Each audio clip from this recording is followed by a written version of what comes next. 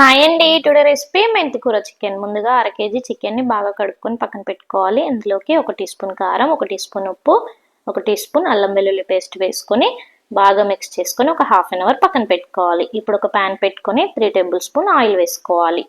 2 లవంగాలు, 2 యాలకులు, కొంచెం దాల్చిన చెక్క, 1 కప్పు మెంతి వేసుకొని బాగా ఫ్రై చేసుకోవాలి. మెంతి అనేది ఆయిల్లో బాగా ఫ్రై అవ్వనివ్వాలి, లేదంటే చేదొస్తుంది.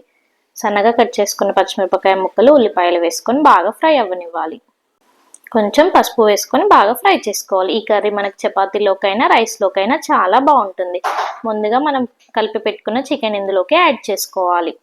ఒక 10 నిమిషాలు చికెన్ అంతా మంచి ఆయిల్లో ఫ్రై అవ్వనివ్వాలి. ఇలా ఫ్రై అయ్యాక 1/2 టీ స్పూన్ గరం మసాలా వేసుకొని ఒక్కసారి మిక్స్ చేసుకోవాలి.